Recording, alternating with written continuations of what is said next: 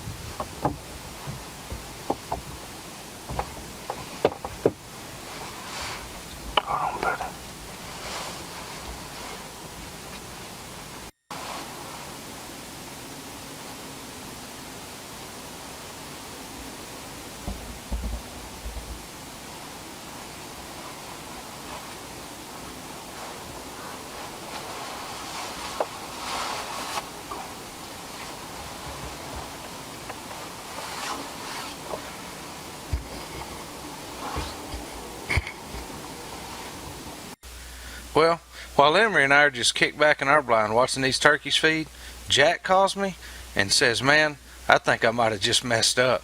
I said, "What do you mean?" He said, "I just let a shooter buck go past me." And he said, "I got him on camera, but I didn't ever get to shoot."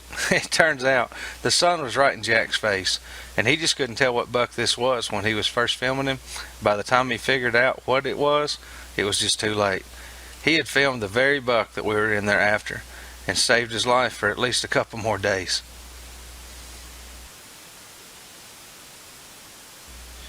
Now, he had been following a hot doe and took her up into this patch of woods that's in front of him here. We knew at that point that we had 2 or 3 days to catch that buck walking around in this area. We knew that he would stay in there with that doe.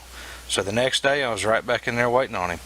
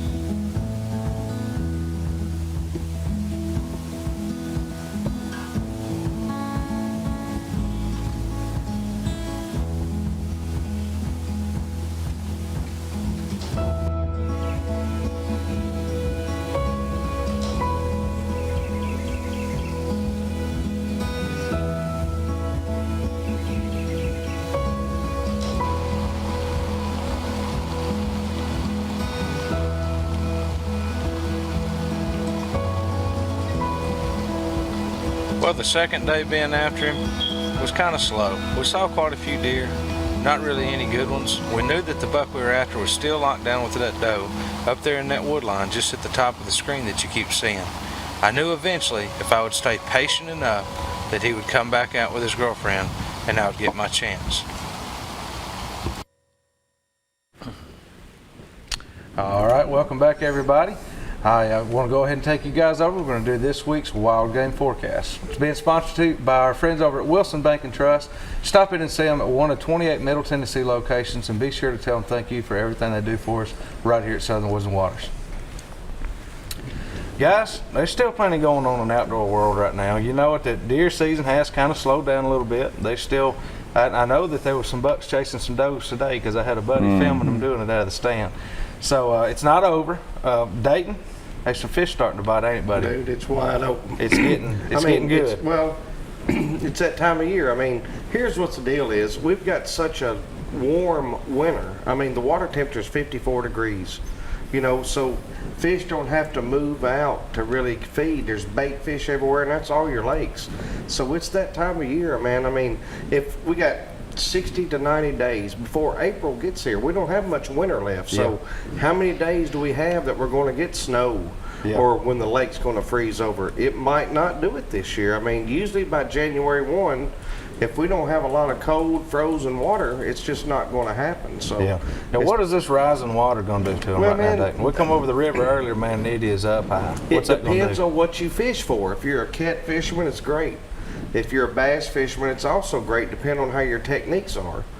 But, I mean, it's wide open. It's warm enough that it ain't pushed everything out to complete. I mean, if you look on Facebook and everywhere, people are still catching crappie. Yeah, I mean, too deep either. No, I mean, it's just a matter of we've got a mild winter this year, and that's why people document everything throughout the years, and that's why it's important, because there may be 3 years of a moderate winter, and then you might have 2 years where it's so cold the lake freezes over and you can't go. But this year, man, we've only got 65 to 80 days before it's spring, so our winter is about gone. It's moving on through. Dude, the fish we caught this weekend are literally a foot deep. I mean, there's shad and there's crappie, there's catfish. It's So the kinda- forecast for fish is looking pretty good in the next well, I few mean, weeks. it's isn't it? about time. It's just about time. Guys, we want to remind you to follow us on Facebook. Give us a like there. We've always got something going on. We just finished up our big Christmas giveaway that was through Facebook. Lots of lucky winners on that. People have been coming by and picking up their prizes, as a matter of fact, the last few days. So give us a like and follow there. It's got a lot of fishing we're going to be doing here in the next few weeks. Got some rabbit hunting coming up. We'll let y'all stay posted with us on Facebook as we do it. We're going to take a quick break. When we come back, we're going to go back out in the woods and we'll have some more Southern Woods and Waters.